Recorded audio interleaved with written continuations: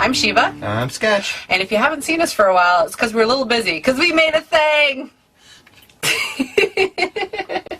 Okay, well, now that he's out of the way. Obviously, I spent the last year, pretty much the entire year, pregnant. And so I thought I'd talk to you a little bit about going to conventions and most specifically cosplaying while pregnant.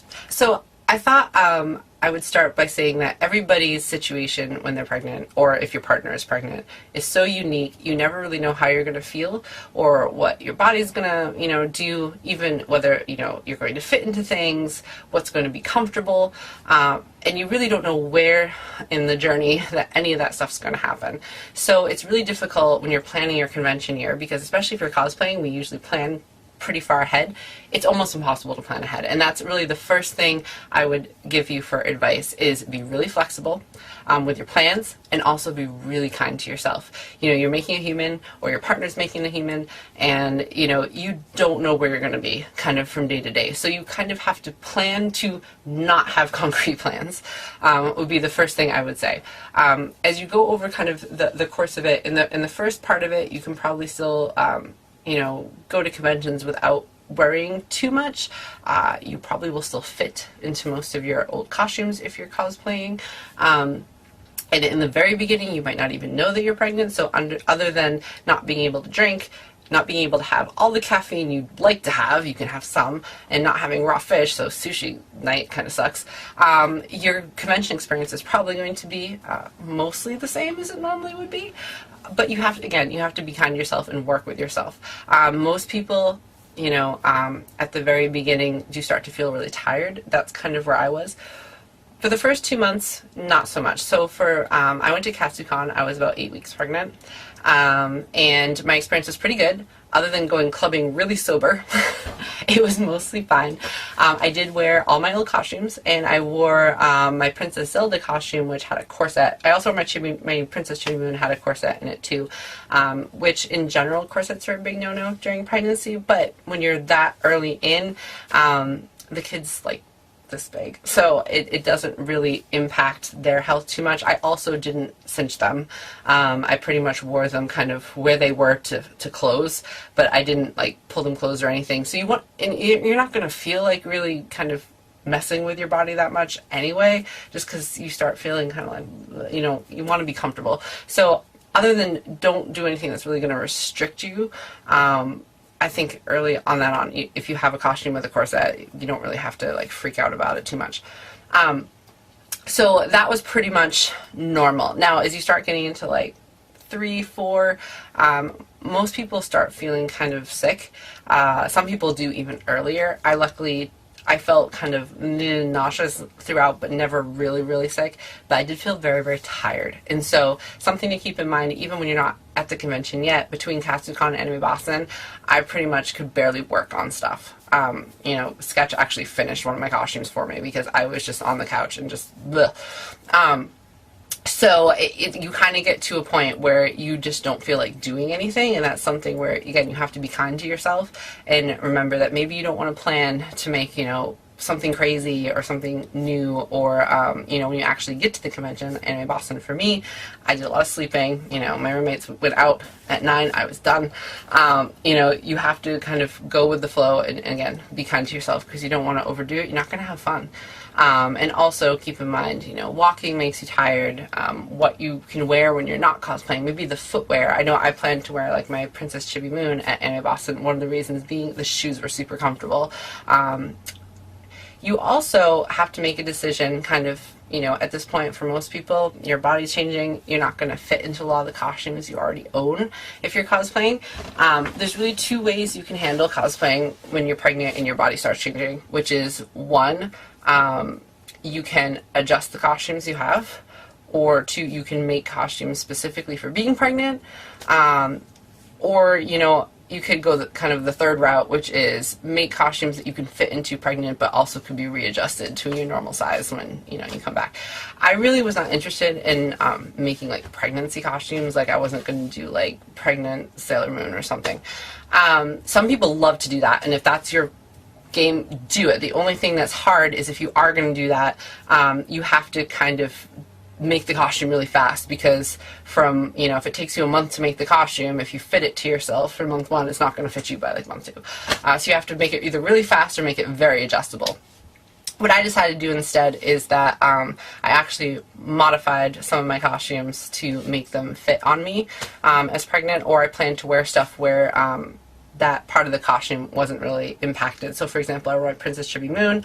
It has like a tight top, but then the whole like waist is an empire waist, and it's open and it's very flexible. I also wanted to really wear my Riddle costume from Chrono Cross, because Anime Boston was doing a retro theme, and I made that costume in 2012, and my body was quite different. So what I did is I modified it in that I took the zipper out of the back and I changed it to a lace-up back, and actually added a panel in between so I could expand it to fit myself at the time, but also that, you know, when my body hopefully shrunk down the road, I could adjust it either way, so that I didn't permanently make my costume to fit any one size, that I changed it into an adjustable thing, which is actually good going down the road either way. So sometimes that's an option, is that you can actually take a costume you already have and make it work for some varying body shapes. But at that point, you know, you have to be careful about, you know, you can't really wear corsets. You can't do anything that, you know, like I couldn't wear my Zelda at that point because the armor was not going to fit either the top or the bottom. And you just have to make it work for you. And again, be kind to yourself. You also have to anticipate that usually, even if you don't have to worry about the waist size, the chest size varies. There was quite a few costumes in Anime Boston. I kind of went through my closet and tried on everything that I thought might work, and there was a lot of stuff that just did not fit up here. So I had to, you know, kind of change my mind and wear something that did work. And that's, again, you have to be flexible. So don't plan on any crazy groups or anything that's really concrete. I think you just have to kind of take some time to work with yourself and what's happening. Now going further towards the end of it, usually at that point you're not going to really be able to alter something. If you're going to cosplay, you're going to have to wear something specifically for your new body shape. A lot of times people like to do like funny costumes at that point.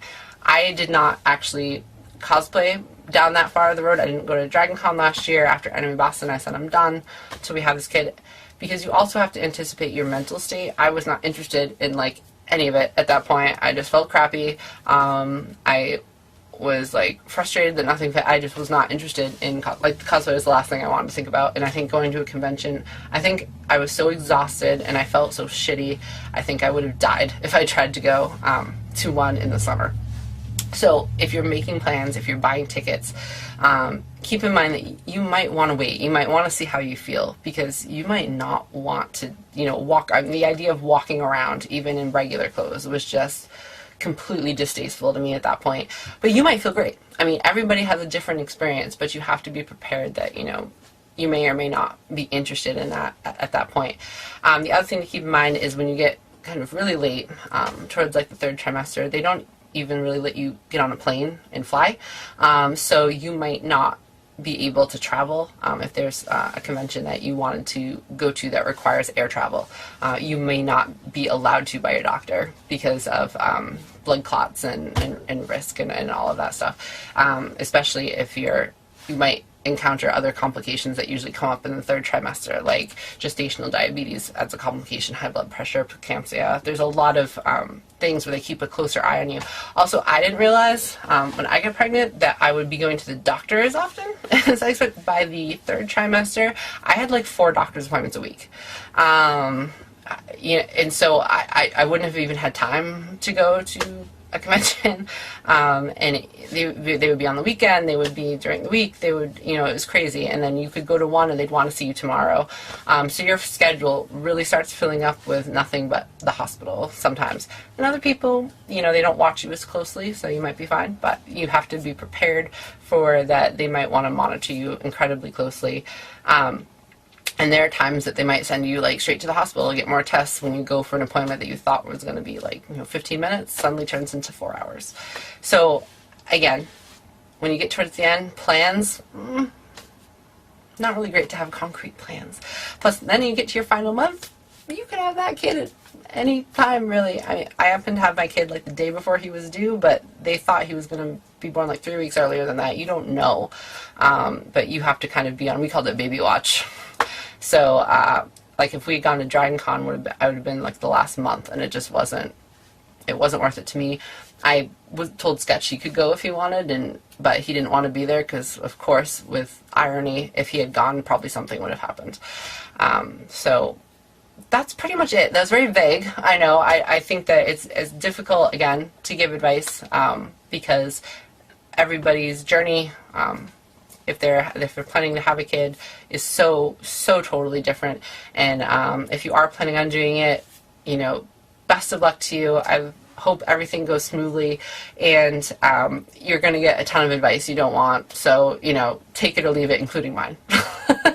Because everybody has their 2 cents, and I think the best thing you can do is just listen to yourself, because you know what you're going through, and you know what your body is willing to do and what's not to do, and just don't beat yourself up if you can't do stuff that you want to do, because it's temporary. And right now it felt like the longest year of my life, and now it feels like it happened really fast. So it does feel like it goes away, and it does feel like it wasn't that bad in retrospect.